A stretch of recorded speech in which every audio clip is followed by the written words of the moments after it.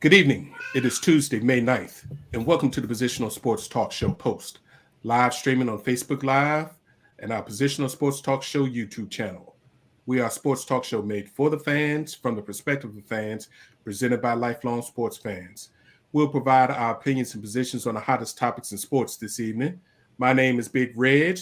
I'm joined by two of my partners in crime. We got Sense in the building. What's going on, Sense? How you feeling?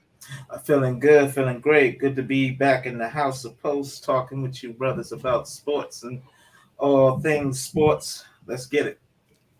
And then the professor's in the building to drop some of that knowledge. What's going on, Professor?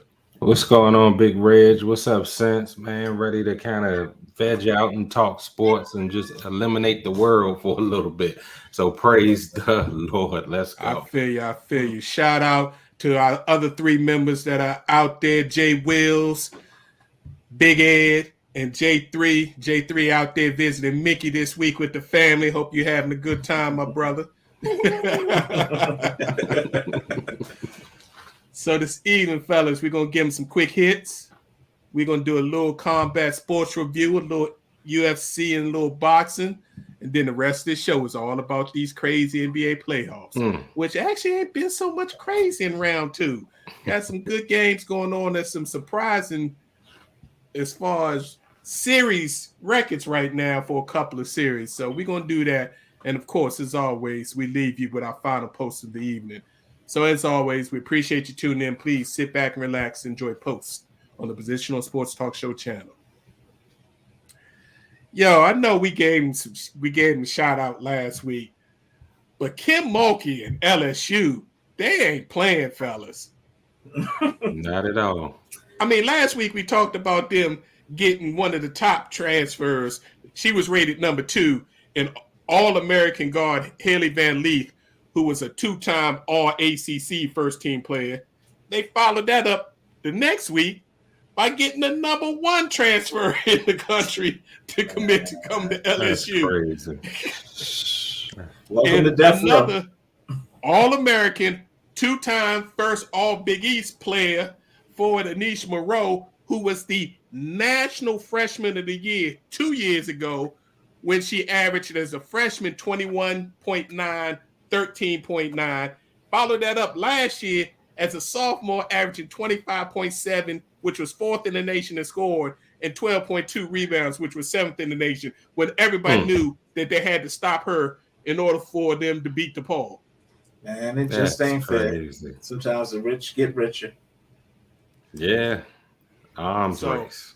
Yeah. So now they got 3 All-Americans and one of the Freshman of the Year All-Americans in Flau'jae Johnson all coming back. Plus, they got the top freshman class, recruiting class in the country coming in. The SEC just got a whole lot more interesting. So that is going to be fun to watch, to see with LSU and South Carolina, how they work this thing out over the next 2 years, because this is going to be crazy. Basically, it's a 2-horse race. If UConn's former All-Americans can get healthy and come back, they can have something to say. But I think the athletic bodies that both South Carolina and LSU have are going to give everybody else real problems. How many? Man, Gino knows it's the 11th hour. He know it. It's time Brenda to does ride too. off. Mm-hmm. Brenda need to go and do something, because we need Maryland up in that arms race too. Yeah. Brenda does well with the transfer portal because she's been rebuilding teams and making viable teams, but getting that elite top talent to not only come to Maryland but stay in Maryland, Brenda's going to have to maybe soften her stance a little bit about allowing some of these players to be more of themselves. And because I think that was the problem, and that's why they ended up losing Angel Reese to LSU. Yeah. So.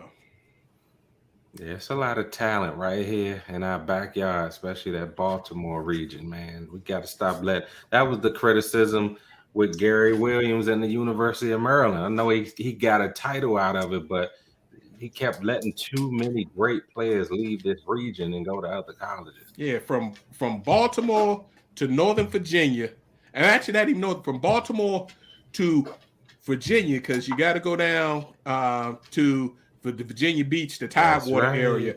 That region right there, men and women's basketball is thick, and there's a lot of talent that if you can keep the top, a good percentage of the top players here locally, you're gonna be relevant. So that's right. Speaking of ladies doing crazy things, we gave the Oklahoma Lady Sooners softball team a lot of shout out last season when they went through their season only losing 2 games all year, winning their second back-to-back championship in like the last 3 out of 4. Fellas, they lost the best player arguably ever to play softball last year, and their All-American power hitter who broke the home run. She broke the home run record. They're 49-1 this year. Mm-hmm. They lost 1 game to Baylor in February. They're on a 41-game winning streak. So that happened in the first 10 games when they lost the game. Hey, Yes. I mean, what? What can you say to that? And what's crazy about this, they start their conference tournaments. All the big softball conferences had their conference tournaments this weekend before they do the softball World Series. This is the 4th time in the past 5 seasons that they've had a run of at least 40 games win streak. That is a dynasty. Oh yeah. I mean, does anybody else try to compete with them in that sport? It just seems like they just run away. I thought Stanford had a squad, at one point. What's crazy, the SEC has, out of their 16 schools in the SEC, they've got like 8 or 9 teams in the top 25, but just Oklahoma's they just on this monster run. Stanford has had a decent softball team. UCLA have a decent, but the coach there and the way she's putting these teams together, they just dominating. I watched a little bit them over the weekend. They were playing Oklahoma State, the Bedlam rivalry. Oklahoma State was ranked 6th in the nation. They trounced them, beat them 3 days straight, easily. It was like it wasn't even competition. So, wow.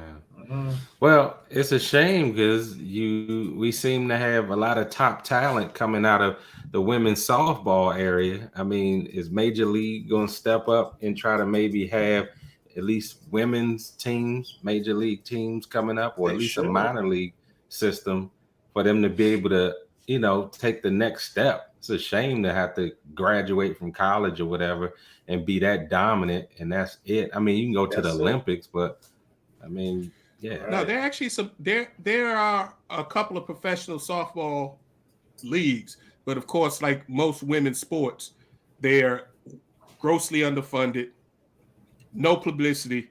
Most people don't even know they exist. Yeah, so basically they playing for the love of the game, but they got a day job. They gotta have a day job, absolutely. But if folks were smart, they would see the fire that the WNBA caught and try to follow the same suit with the women's with women's Major League Baseball. They may be onto something with that. It takes the right people with the guts, the financial capital to say, okay, I'm going to back this and I'm willing to lose money for a few years to get a lot of money on the back end to help push this forward. And that's all it takes, like any big business. A league of their own. Yes. There's no crying in baseball. There you go. Speaking of somebody taking a risk and, jumping out there and put money behind league, the XFL championship, the first is this Saturday with our local DC Defenders taking on the Arlington Renegades. It's Saturday at 8 p.m. on ABC. You've got The Rock and his business partner who put their money with their mouth is to help promote and revive this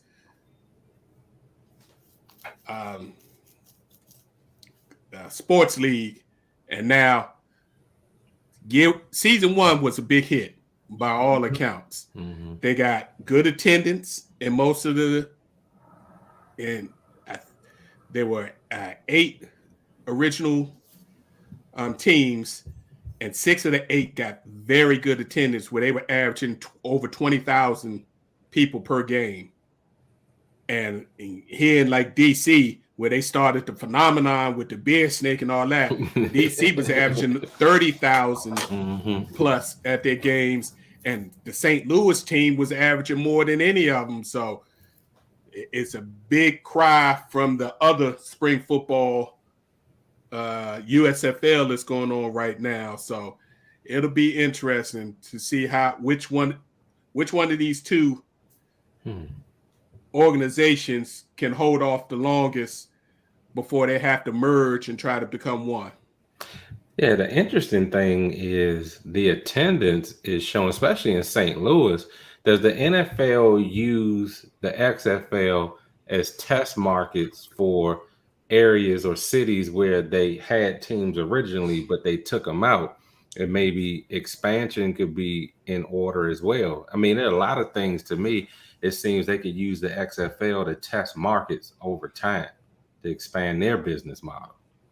I agree. True story. And you know, the issue with LA wasn't that the fans didn't support the team. I mean, not LA, but when they were St. Louis, it was the fact that the owner wanted the municipality to pay for his new stadium. And when they couldn't come to terms after negotiating for years on how much they were going to give him for the new stadium, they wanted him basically to foot the bill. He said, well, I'm foot the bill, I'm leaving. Right. I go to a bigger market. Stay tuned, because that could happen here with the Commanders with the new ownership.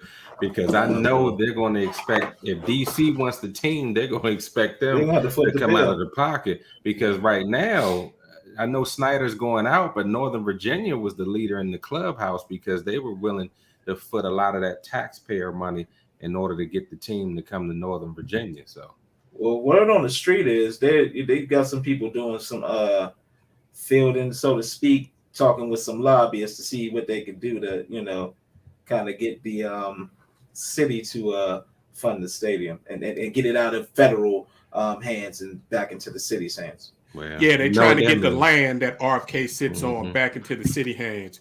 Because once they moved the football team out of that reverted back, because that's federal land.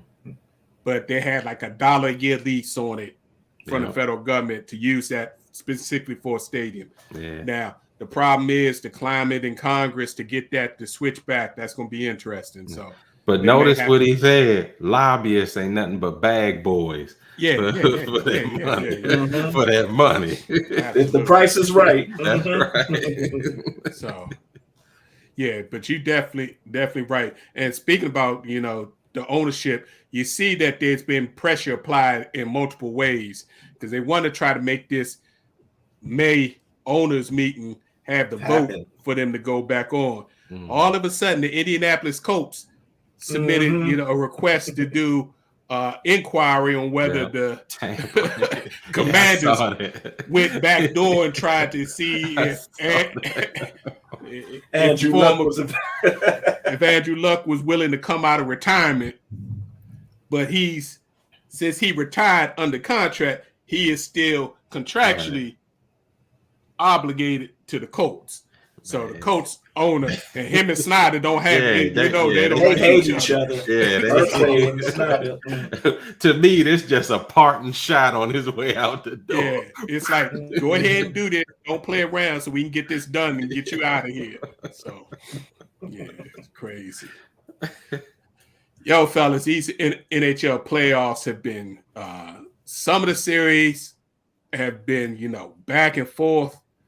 But what the Florida Panthers are doing to Toronto Maple Leafs, that just ain't.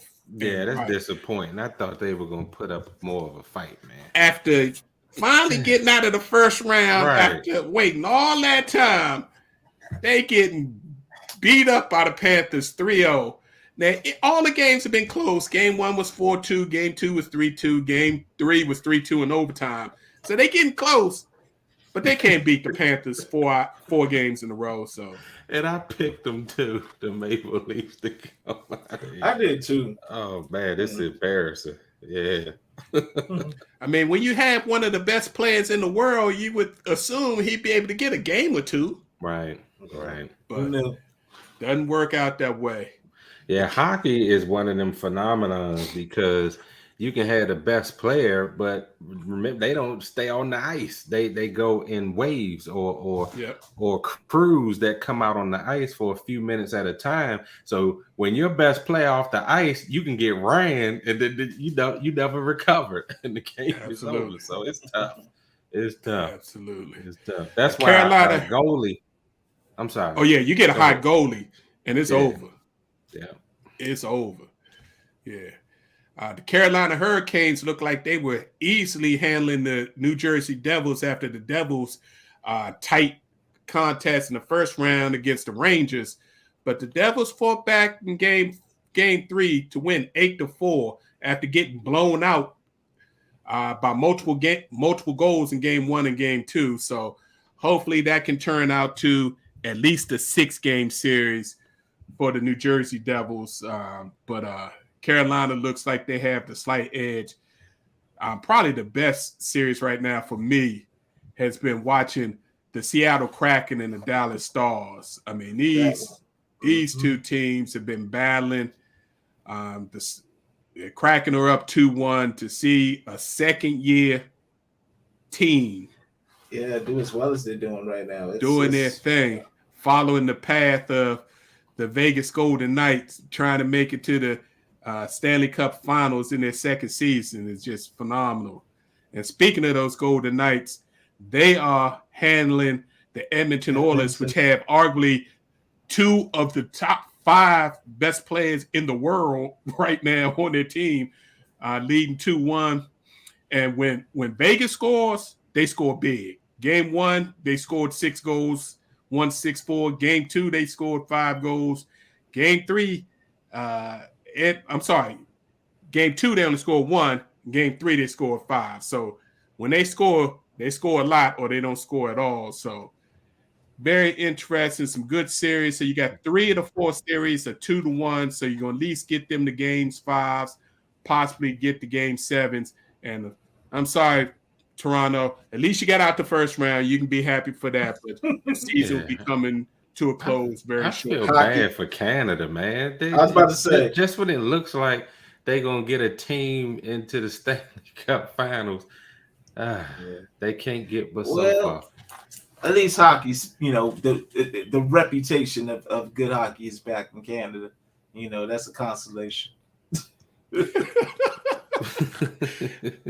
Yeah, y'all invented this sport. Y'all did a good job. Congratulations, we taking over.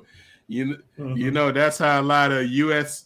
Fans are feeling about the globalization of basketball. So, Well, technically, Canada invented that too. Basketball too, yeah. Good point. We did take that too. So very good point. All right, let's get into these combat sports. I don't know if y'all even bothered to waste your time with the Canelo Alvarez. That was, John Ryder. He got a big payday, so I ain't mad at him for getting a payday. British fighter. Nobody knew who he was. That was he was the sacrificial lamb for Canelo to have his triumphant return to Mexico after 12 years, to be still in his prime and come home. And he punished John Ryder. Almost took him out in the second round. Floored him in the 5th round, but he survived. Had him hurt in a couple of more rounds later in the fight. So it was an easy fight. Yeah.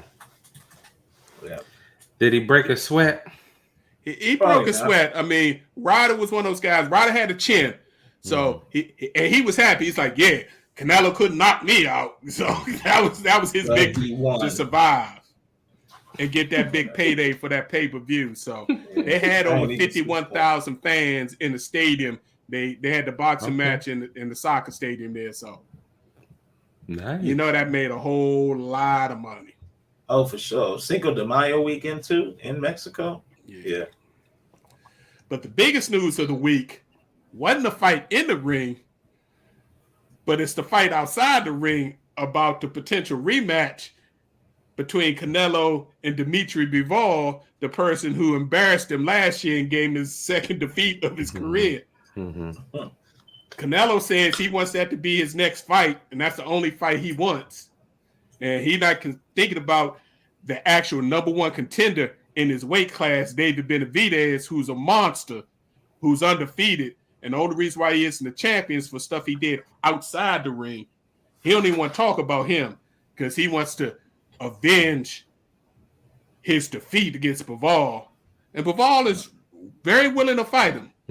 But Bivol is like, if we're going to do a rematch, you came up to my weight and I beat you, and they said I was a bigger person. You weren't a natural light heavyweight. So it doesn't make sense for me to do this rematch at my weight.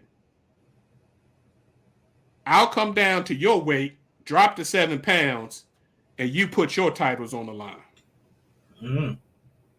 Shalom. That sounds like a pretty fair offer. Canelo don't want to hear nothing about that. Because you know what? What's the problem with that? He could lose. He lose the second time. What was he able to do this time? He lost, and he still had all his belts. Right. Not this time. You lose at 168. All your belts are gone. You done lost to the same man twice. Yeah. You are no longer the pay-per-view king. Right. Yeah. If he fights in the 175, which Canelo wants to fight at, he said, I want everything the same. I want everything the same. If he loses the second time, he's just not a light heavyweight. Yeah. Nah. So then what about the alternative with Benavidez? He ain't messing with Benavidez. Because he knows he'll lose. It's a lose-lose. A young 20-something line, undefeated, that could literally knock your head off. Yeah, he don't want no parts of Benavidez. There's no upside for him to fight him. And of course, that would be the fight everyone wants to see. Of course. Canelo and Benavidez. Of course. And Canelo's in his mogul stage now, so he ain't trying to do anything to mess up that bread. You get destroyed by Benavidez and lose all your titles, you might as well retire. One thing I'll say about Floyd, albeit they might have been like, a little past their prime, or he caught him at the right time. At least Floyd kind of fought people that you want. Like, he gave you fights that you wanted to see. Like the Cotto, the Canelo, the what's the other cat's name? I forget. De La Hoya, any fight, like he made it like where you tuned in because, he had a gimmick. He wanted you to see him lose because he talked so much trash. But, he still gave good fights. These fighters out here now, it's like everyone wants to be strategic, and I don't blame them. But, like, come on now. Like, what's the point of this, these pay-per-view fights? I'm not about to spend $70, $80 on, a fight that I could, easily see on HBO or ESPN.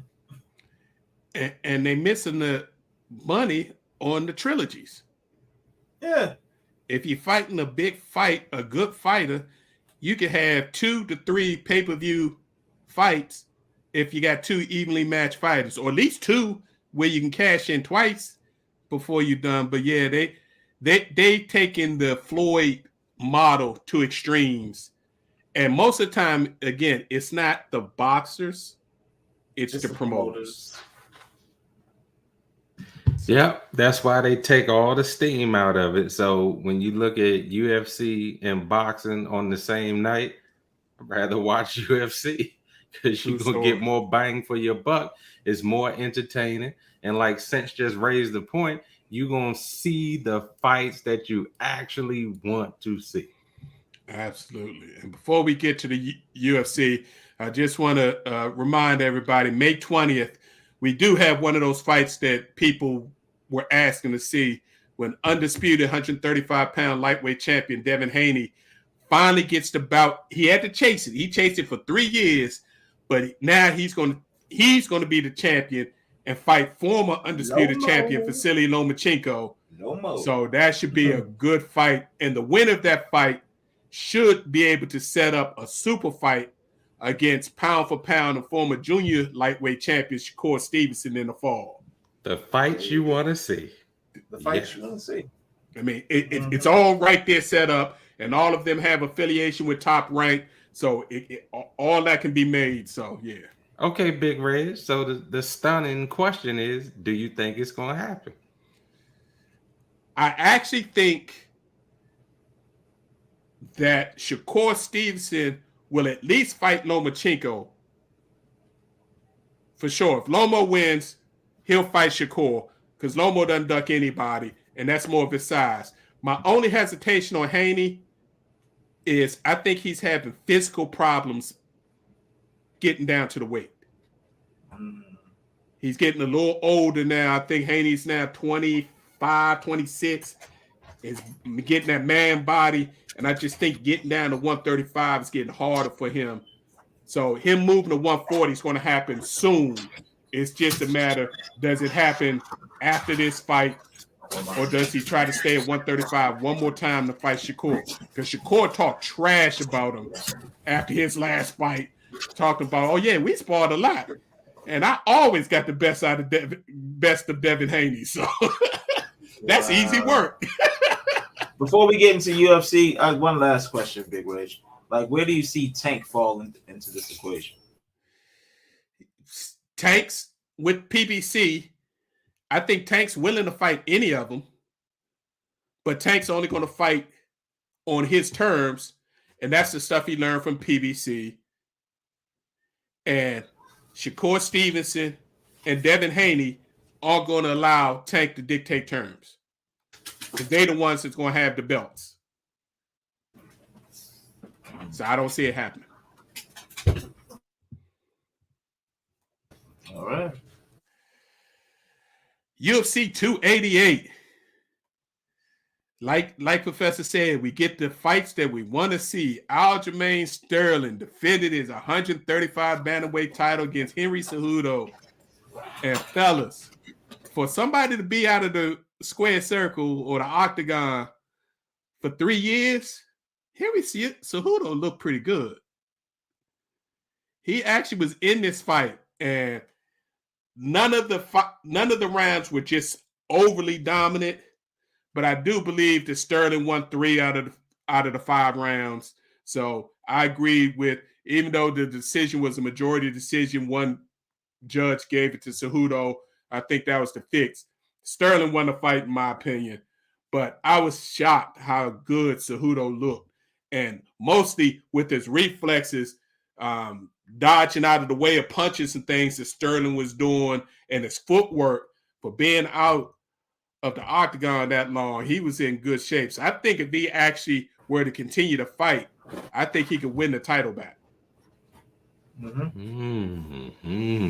Okay. But the question is his ego going to allow him to do that? And actually, instead of just getting a title shot right away, actually have to fight a couple of guys to get a title shot again. But again, the big story wasn't necessarily the championship fight, because that was good, but it's what happened in the post-fight interview in the octagon with Professor J's main man, Sugar Sean O'Malley came into the octagon and told Sterling, man, if you show up like this against me, you gonna get your big challenge. There you go. That's the fight I want to see. And Sterling said, man, get out of my octagon before I drag you all over this place. That's the fight I want to see right there. So Dana said that's the next fight. Yes. Sterling wants the fight to happen in September, so we'll figure out when they finalize it. But look for Aljamain Sterling to fight Sugar Sean O'Malley. Ooh, I'm going to tune into that. That's going to be a heck of a fight. That's my dude, Sugar Sean. Man, thank you, Dana. You give us the fights we want to see. Yeah. And then the co-main event, shout out to Bilal Muhammad, who's basically been undefeated for the last five years, but doesn't get the recognition in the weight class. He defeated Gilbert Burns in the co-main event by unanimous decision. Gilbert Burns just fought 4 weeks ago in the last UFC pay-per-view. And I noticed something in the weigh-in when they were doing their stare down, fellas. And if y'all could check it on ESPN Plus, whatever, and check it out. When they would, after the face-off, Gilbert went to shake his hand, and Bilal was leaving. Instead of reaching out with his left hand, to stop him so he could shake his hand, he had to step forward with his right hand. I think there was something wrong with Gilbert Burns' right arm or right shoulder. I mean, left arm or left shoulder, but he didn't want to let it down. And they said the winner of this fight was going to be able to fight the winner of the champion Leon Edwards and Colby Covington's fight for the title. So I just think he thought this was going to be his last chance at the title shot. So he went into the match injured. He survived the 5 rounds, but after the second round, he couldn't even throw his left hand. Wow. So, I mean, to see what these guys put themselves through, and like you said, if you're going to fight in the UFC, which is the top MMA platform in the world, you got to fight. You're not going to get babied. And if there's somebody out there that the fans really want you to see you fight, you got to step up. If you don't step up, Dana take the belt from you. Basically. Ain't no holding out there. Bob Arum, you can take notes. Yeah. I mean, if it wasn't for all these, separate entities, the Golden Boys, the PBCs, the top ranks, trying to control everything, we actually get some good fights going. But, yeah, we'll see. All right, let's talk about this basketball. We're playing basketball. Right now, the Philadelphia 76ers are up 12 at almost halftime against the Boston Celtics. And fellas, if y'all have been following this series, it's 2-2. We said last week Boston gave game 1 away when they allowed James Harden to go off for 49 and Joel Embiid didn't play. Well, they did it again in game 4. Oh, they let James Harden go off for 42. Lord, went off. Now, this was a backyard brawl, really, because it was like back and forth. And had Marcus Smart been just a couple seconds early, that would have been like an ending for the ages. Yeah, I don't know about you, Sense. I think the reason why this series is at 3-0, 3-1, or 4-0 is the fact that the young coach of the Celtics Inexperience is not making good decisions down the clutch in the game. Did you see the end of game 4? First of all, they run a play.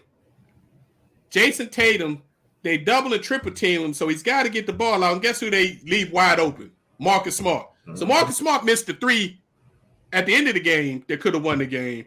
And then you run a similar play and end up with Marcus Smart again shooting a shot at the end of the game in overtime. And you got Jaylen Brown. Just about that much. Who scored the 14 of the first team's 18 points in the first quarter, only gets 4 shots in the second half in overtime. Yeah, how'd that happen? Well, it's easy for Doc to out-coach him. I mean, you see it. It's a clinic because, the defense, I don't know what they were thinking. I know Jaylen Brown owned it, but to allow for him to leave James Harden wide open, I mean, that's just a big mistake in that moment. Because even if Embiid backed down Tatum, which he was going to do, you're just giving up 2, and that ties the game. You still would have had the last shot to win the game. If not, it goes into double overtime. I don't know what they were talking about during the timeout, but one thing they couldn't do is leave a hot James Harden open for a 3-pointer, and that's exactly what they did. That made no sense. This is Houston James Harden we seeing right now playing for the Sixers. Hey, if you keep him out of Vegas, man, he can actually do something. And it's going to be interesting to see how Embiid, it looks like tonight, that they still featuring Embiid while still trying to let Harden go. But they're gonna have to have James Harden be more the Houston Harden if they want to win, get past the Celtics and win the title, versus it being the Joel Embiid show and everything just revolves around Embiid and everybody else just gets in what they fit in. They need a strong 1-2 punch. So can Embiid's pride, after him complaining and crying about not winning an MVP, now he got his MVP, can he be the MVP and take a secondary role for his team to move forward in these playoffs? Hey, look, I'm going to say it now and I'm going to say it again. PJ Tucker, his play elevates a team. The Bucks, when he walked out the door, they lost something there. They never recovered it. And it's part of the reason why when teams bring it to them, like Miami did, they don't have that guy that's going to be tough like that, that's going to get everybody galvanized. You see the other night when he got in Embiid's face? Yep. Just letting them know, let's go, man. Stop playing. Be aggressive. See, that's what Giannis is missing. That's what Middleton definitely missing, that, because sometimes he be in no man's land and you don't know what he's doing out there on the court, and they suffer for it. And man. his PJ is valuable, man. Yeah, in his words, he's that dog. Yeah. They needed Philly got a dog, and PJ Tucker. True story. True story.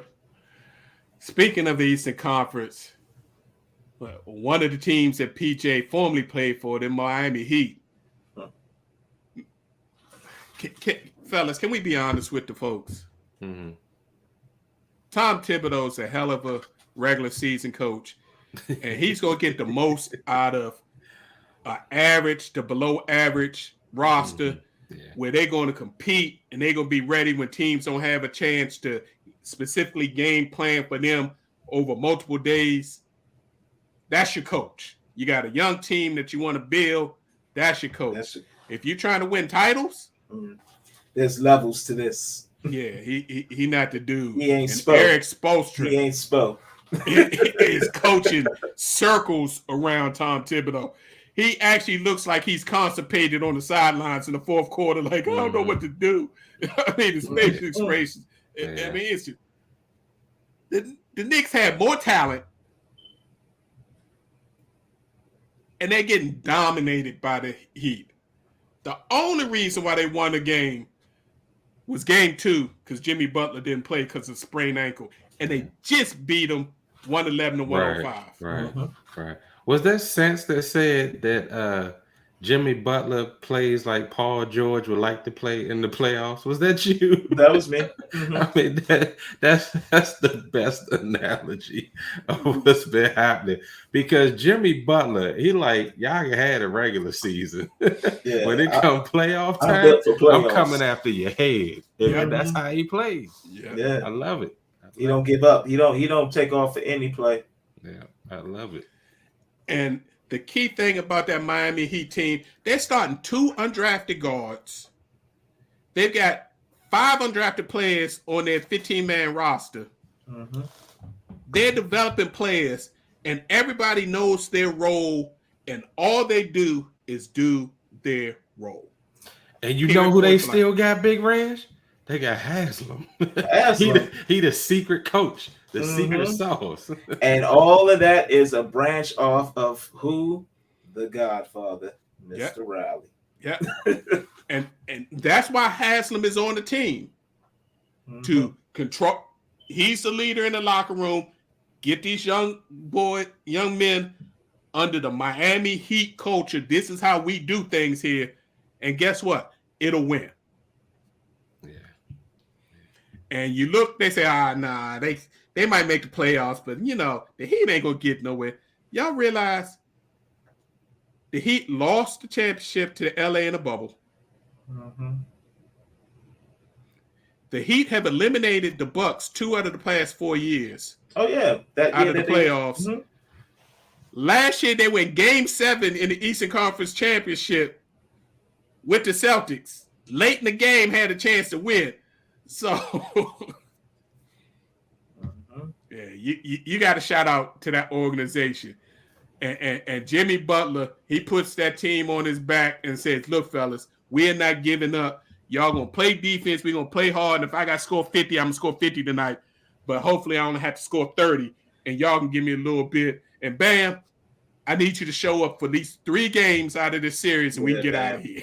Kyle Lowry, too. And keep in mind, they're missing one of their sharpshooters and heroes out. And they still doing what they're doing.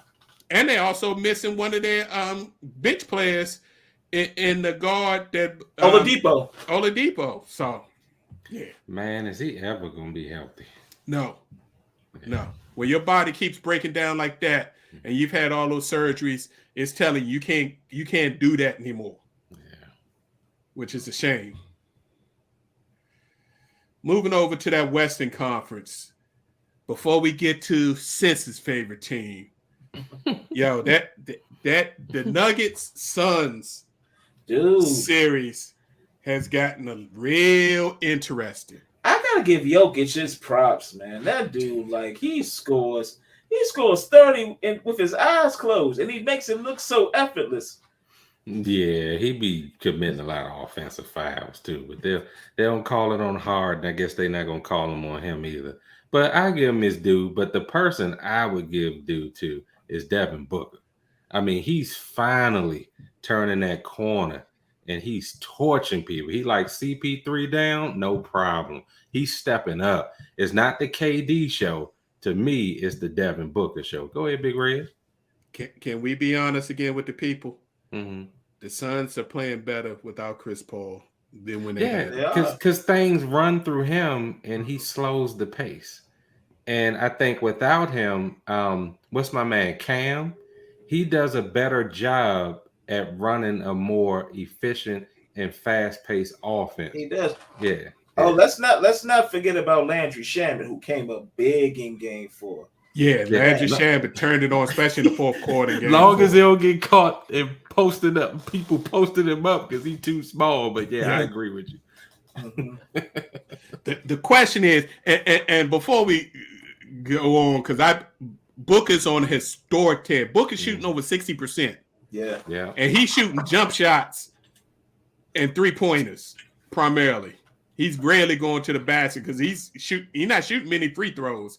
So the question is, can they keep it up? I mean, in order for them to win 2 games, KD and Booker had to score 85 in Game 3. And then they had to follow it up by scoring 72 in Game 4. Can they keep doing that? I don't see a repeat of that. I don't know, but Jokic dodged a bullet. I thought he was going to get suspended for mushing the owner. Yeah, I thought if that was, this is where the fairness doesn't come in.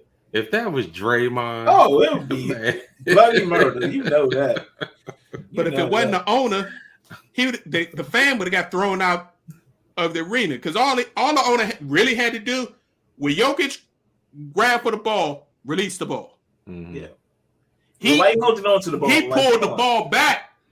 It was like, because he wanted to give his player time to get up. Yeah. And Jokic saw that the Suns player was not just down, but he was in the crowd and he was having trouble. So Jokic was trying to get the ball so they could go ahead and get back up the court. So the owner should have been thrown out the game. The owner was like, I own this arena. I own this ball. Get your hands off me. But they did throw one fan out because you saw him touch Jokic. Tap him on the back. Right. I don't even think Jokic felt that. No. That's terrible to get thrown out for that. Yeah. Right. So. But in answer to your question, Big Reg, I don't see a repeat of that. I see somebody from the Nuggets stepping out. I mean, Murray has been lights out too. Murray's been playing well. The Nuggets need a third player. They need Porter Jr. They can call Paul Millsap or somebody to step up. KCP. Right. Come on, dude. Yeah. Hey, he playing good defense. Y'all realize Jokic in this series is averaging 36, 17 rebounds, and 14 assists. I mean, like it's AD, like it's better pay attention. I was about to say, he's scoring 53 out there like it's nothing. Like, come on, man. I actually want to see that I match. was about to say Jokic can't see AD. I want to see that. Oh man, I would love. I would love to see a Nuggets Lakers Western Conference Finals. Me too. Well, I agree. Well, you might get your wish because since I got to stand down, you said Lakers in 6. I got to stand down. Me I too. see Lakers in 6. It needs to happen. Lakers in 5 or 6. Lakers. They don't want to happen. They don't want to go back for Game 7. No, I see the way I see it is I see Bron saying F that. No, we closing this one at Of their course, house. he better. Yeah, he nah, better. we ain't like this ain't going That's 6. what We about goats to do. Yeah, we about to make this 5. We about to make this 5. I can't see Curry going out at home 4-1. Yeah, but it ain't that. It's the rest of the team. It's the rest of the team. Yeah, Cool. but the rest of the team plays better at home. They were ghost on the road. At least you're gonna have at least one other player step up. I mean, Clay been cold as ice in LA. I don't know if he trying too much, to impress daddy or whatever, but he been cold. And I mean, Wiggins, I still think Wiggins isn't all the way there. His mind isn't all the way there dealing with the stuff. But let's talk about it. The man that got $120+ million in the offseason was terrible in round 1 against Sacramento. And it's been worse against the Lakers. I mean, he literally gets in the game and either throws the ball away or shoots a horrible shot that isn't even close to making it. And then whines and pouts about not getting time. Okay, can I be transparent? Come on. The way he playing, I actually thought D'Angelo Russell would be the one we would be criticizing by not stepping up and doing. So yeah, Poole is really disappointing in these playoffs as a whole, but certainly against the Lakers, because it's like you said, he just looked lost, like he not even engaged. I understand why Draymond Green swung at him. It's crazy. Yeah, man. And what's crazy is the more and more he's acting like a spoiled, petulant child, the more and more stuff is starting to leak of how he's been acting all season since he signed that contract. And as you say, people starting to say, well, that's why Draymond did him that way. And actually, this morning, Stephen A. and I seldom, give him props, but he brought up a good point. He was like, the owner, you don't think the owner knows this? And you don't think the owner's like putting together something and like let him know, yeah, dude, you could be out of here. 120 mil or no 20 mil. Like, yeah, we ain't about losing here. So, should they be sent home like I suspect they will on Wednesday, the heads are gonna roll. Trust and believe that. Yeah, I kind of feel like they should have gave him up instead of Cam Johnson, man. That was my man. Yeah, it's funny. Jokic just went over to the Suns owner and dapped him up in the pregame while they was getting ready to do the shoot around at the halftime report. But yeah, back to Poole. Poole gonna find himself. Poole gonna make a lot of money, but Poole gonna find himself in Detroit, Pacers, somewhere where we need to score. We need a young guy, so we'll take him. And he under contract for 4 more years for a big body. Golden State Warriors, their lack of not having a big, agile body is what's killing them in this series. And can we give AD props? AD the best player in the series. And it's not because of his offense. What AD is doing to Golden State defensive-wise is sick. Tiring them out. Like the way he played defense on Curry, those last 2 shots stayed with him the entire time. The game plan that they had for him yesterday actually started well, where they were pulling him out on the perimeter so that he was out of the paint. It was working okay, but then the game got late, and then that strategy didn't work anymore. So I commend Golden State for adjusting to try to pull Davis out of the paint so they can get behind him and get easier shots, but it just didn't pan out in the end. And what that also did, because they was just basically doing pick and rolls instead of their normal flow offense where they're reading, reacting off of stuff, that killed everybody else. Oh, basically, you had Gary Payton, who was the one who was rolling, or it was Draymond.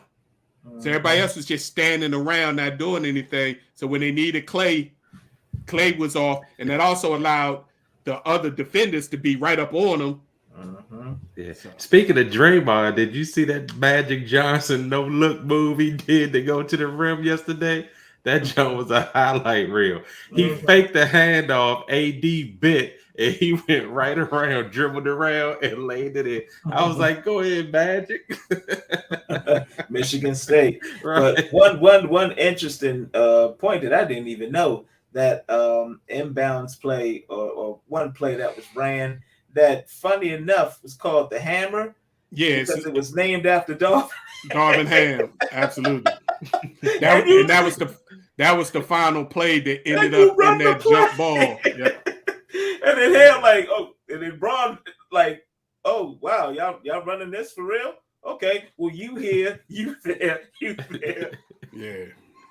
So we got to give Darvin Ham some love, because he adjusted each game, and he's doing this thing. And right Lonnie now, Walker, he came from the Bucks too. Walker. Yeah, and he's looking like that he's actually making Steve Kerr flustered by the adjustments or non-adjustments that he's having to make, and the fact that the Lakers' length has really been a problem. And again, AD has been the best player in this series, and it's not because of his offense, but because of his defense of prowess, which has allowed LeBron to kind of take it easy through most of the games, and then in the fourth quarter be more of a facilitator. If somebody else is hot, LeBron is giving them the rock and saying, "You do it." Yeah, shout out to Lonnie Walker for that, man, because he definitely was clutch. And a lot of fans, myself included, have been screaming for Ham to start playing them more. You got fresh legs, especially when Golden State was going small. You got somebody now that can keep up with him running around, and that's exactly what Walker did. Yeah, so I think it's going to go to 6, but I wouldn't be surprised if the Lakers ended it in 5. But I think it's going to go to 6. I think the Warriors aren't going to go down like that at home. But I think that AD's got one more big time game. Not defensively, he's been bringing to every game, but I think he's got one more 20-point game. And if AD scores 20 or more, Lakers win. Lakers in 5. So, all right, fellas. I mean, unless y'all got anything else y'all want to cover in the basketball, any other world of sports. Yeah, so one other thing, I just want to get back to the Heat-Knicks series. Like, what happened? Because it seemed like Brunson was it seems like they were clicking on all cylinders. I know Jimmy happened, but, they were able to kind of keep up with him for a while. But what happened?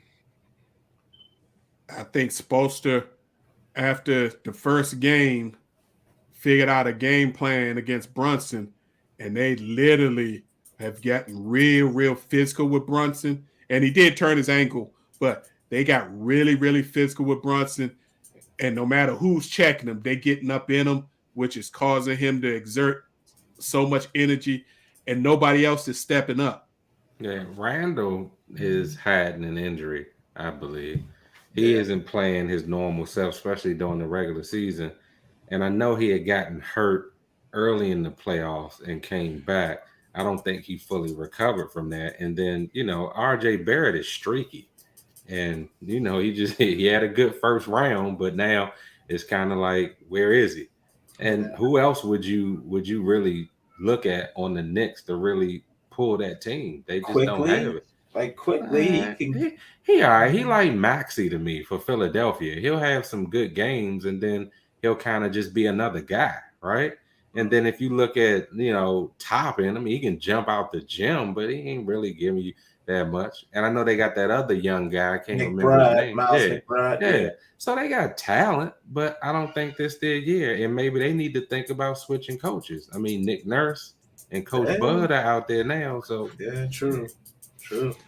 Nick Nurse in New York. That would be interesting. mm-hmm. Even the name sounds right. Yes. Nick it But nice. see, this the thing. This the thing. See, I like legacies. I like the story of Ansel Jr. and all of that, man. But when you got quality coaches that are out there, man, sometimes it's just best to write that check and go after a top dog, man. I agree. Yeah. I heard Nick Nurse's name connected with your Bucks, Professor. That might be an option. I would not be mad at that. So, and shout out to Giannis giving his former coach love on that nice tweet he put out there today, thanking him for making him the player that he is and all that great stuff. So that was nice. Yeah, that was dope. Giannis is class. Yeah. Giannis is class. He is. Yeah. That's why it's going to be hard for him to have to make the decision to be selfish about his career because he's so loyal in the class. So if they even do part of what they need to do to keep that team competitive, I can't see him leaving. Yeah. And last NBA point, because I know we did give our predictions, but who do you see coming out the Nuggets Suns series? I still like the Nuggets. I think their lack of defense in the 2 games in Phoenix, their coach was adamant about that. So if they just play a little more defense, they got 2 games at home, all the heavy minutes that KD and Booker are putting in, and then they got to do it 2 more times at altitude. That part, I was thinking that the altitude is undefeated playing in Denver, which is why, like you said, Professor, the last show, if it's gonna be the Lakers and the Nuggets, and they gotta play, they better start training with them masks on now. That's right. And I gotta say Nuggets as well, because DeAndre Ayton is just disappointing, man. I just thought his career was gonna take that rise. But like I said, ever since Giannis and the Bucks took his lunch, man, he ain't never been the same. And then, the Chris Paul factor, even though I feel like Payne is better, with the flow of that team, KD, he's got weary legs, man. I'm scared for him that the deeper he goes trying to make things happen in the game, he another injury away. And then Booker, I just don't think you can sustain that high level again, having to go back to Denver a couple of times and pull those 2 on their floor. I just don't see it happen. I think Jokic is doing his thing, and it's going to continue. Enough said. Yeah. So the Heat against Celtics, the Sixers, Ooh. and Denver against the Lakers is what I see. Yeah. In the conference finals. Coaching matters, man. Coaching matters. It does. I would say, and I told Big Reg and I were talking about this in the pre-meeting. I wouldn't be surprised, and I'm actually envisioning this like a replay of the 2020 Eastern and Western Conference Finals, where it was the Nuggets and the Lakers and the Heat and the Celtics, and then for the finals, the fight for 18. The Lakers and the Celtics. What? The way the 76ers are just dismantling Boston, I just don't see it, man. They working them, man. I just don't in Boston, right? Yeah, they working them because Tatum and Brown. I don't know if they're gonna end up breaking that up, but for some reason they just don't have it together as a tandem. Not to win a championship. We've seen it for 3 years. They just can't get it. Well, see, that's again, coaching matters. Ime Udoka squashed all that last year and had them playing the right way as a unit. They let him go for stuff off the court that really was nobody else's business. And now they've got a coach who's more mild mannered and doesn't get after them. And Mhm. both of those players are more easygoing, let things happen. They need somebody to get in their face and challenge them to get the best out of them, I think. Right. So I wouldn't be Speaking- surprised if Jaylen Brown, especially if he doesn't make the All-NBA team Mm. tomorrow, if he makes the All-NBA team tomorrow, then he can sign a crazy extension with the Celtics that he can't sign anywhere else. He'll stay. But if he doesn't make second or third All-NBA tomorrow, then I can see him asking to be traded because next year is last year in his contract. Speaking of Ime, is he connected with Houston right now? Yeah, Room? No, he took got the job. he took the Oh, he job. took it. Oh, wow. So he got a young team that's got a bunch more draft picks coming that he can mold. And he said Washington he set the gauntlet down already in the press conference when he said youth is not an excuse. Yeah, so yeah, Professor got over there frustrated. Well, Yeah, y'all I still heard got it, Nick man. Nurse. Y'all still got Budenholzer to choose from. Y'all gonna be all right. Washington ain't hiring no new coach. They finally got rid of the GM, so Tommy they Shepard. finally got all of that old GM people out of there. So they got to hire a new GM, and then once let the GM see the team for a year, then you'll get a new coach. Holla at Ted, Professor. Holla at Ted. Hey, send Ted an email. I hear he returns a lot of them. Okay. True story. So, all right, fellas, it's time for our final post so we can get up out of here. Sense, why don't you get us started? Again, just good to talk with you guys. May is Mental Health Month. Just a time just to focus on the mental health, making sure your overall well-being is right. Don't be afraid to express how you feel. Don't keep it in. Don't keep it bottled up. Check on your strong friends and just be there for one another. Well said. An excellent point. Professor, you up. Yeah, very well said. And mine are along the same lines. Just stay prayed up, man. When you look at the world and things that are going on, man, there's no place that's sacred, no place that's safe. You got malls, you got churches, you got places that we just don't know when the next thing is going to happen in a school. People are wigging out, the mental health, the attitudes, the effort, I'm gonna do what I want type thing. It is really destroying our society. So for us, we got to be vigilant, stay prayed up, keep your eyes open. We no longer, y'all, can take anything for granted. No place is sacred or safe from people with weapons and guns if they just decide that they want to just end it all for themselves and for people. So just look out for each other. Yeah, and to add on to that, the fact that there are segments of our society that continue to push the proliferation of allowing people to be able to carry guns without going through any kind of process to get those guns. And not only just guns, but actual weapons of destruction that are easily modified, become assault weapons. Specifically the AR-15 and those likes that have been, the go-to weapons for these mass shootings. It is sickening to me. So, yeah, be careful out there when you in a crowd. Be alert, be aware.